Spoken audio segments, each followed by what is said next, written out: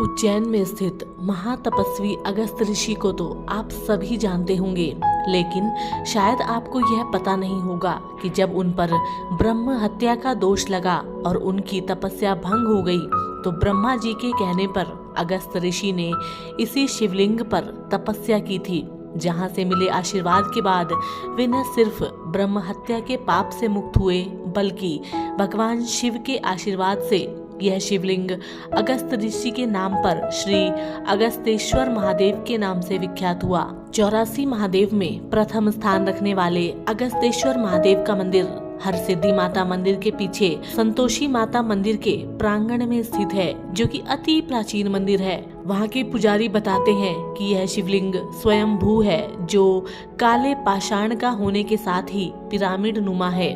इस मंदिर में भगवान गणेश, माता पार्वती व नृत्य करते हुए गणेश, माता सती की चरण पादुका, सती स्तंभ, हनुमान जी, भैरव, काली की प्रतिमा भी अत्यंत प्राचीन है। पूर्व में मुगल शासकों द्वारा की गई तोड़फोड़ के दौरान इस मंदिर को भी क्षतिग्रस्त किया गया था। यही कारण है कि मंदिर में एक शिलालेख भी है, जिस पर उर्दू में कुछ लिखा हुआ दिखाई देता है। मंदिर के पुजारी मानते हैं कि श्री अगस्तेश्वर महादेव ऐसे महादेव हैं जिनके पूजन अर्चन के साथ 84 महादेव की यात्रा शुरू होती है। स्कंद पुराण में उल्लेखित श्री अगस्तेश्वर महादेव की कथा बताती है कि प्राचीन समय में जब असुरों का आधिपत्य लगातार बढ़ने लगा, तो देवता इधर उधर भटकने लगे। जब उन्होंने परम तेजस्वी अगस्त ऋषि को तपस्या करते देखा, तो यह जानने की कोशिश की कि आखिर दैत्यों से उनकी पराजय का कारण क्या है। यह प्रश्न पूछे जाने पर अगस्त ऋषि नाराज हो गए और उनके भीतर से निकली क्रोध की ज्वाला के कारण यह देवता जलकर भस्म हो गए।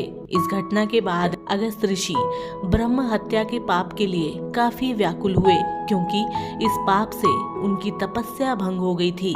वहीं उन पर ब्रह्म हत्या का दोष भी लगा। ब्रह्म हत्या के इस दोष से बचने के लिए अगस्त ऋषि ब्रह्मा जी के पास पहुंचे, जहां उन्होंने प्रायश्चित करते हुए इस दोष के निवारण का उपाय पूछा। ब्रह्मा जी ने अगस्त ऋषि को महाकाल वन में विराजित शिवलिंग की पूजा अर्चना करने को कहा, जिनकी बात मानकर अगस्त ऋषि महाकाल वन पहुंचे, जहां उन्होंने इसी शिवलिंग का पूजन अर्चन कर कठोर तपस्या की, जिससे खुश होकर भगवान शिव प्रकट हुए और उन्होंने अगस्त ऋषि को ब्रह्म हत्या के पाप से मुक्ति दिलाने के लिए साथ ही यह वरदान भी दिया कि जिस शिवलिंग का पूजन अर्चन तुमने सच्चे मन से किया है, अब यह शिवलिंग तुम्हारे नाम से ही श्री अगस्तेश्वर महादेव के नाम से विख्यात होगा। मंदिर के पुजारी बताते हैं कि इस चमत्कारी शिवलिंग का पूजन अर्चन अष्टमी, चतुर्दशी और शुक्रवार के दिन करने से समस्त मनोकामनाएं पूर्ण होती हैं और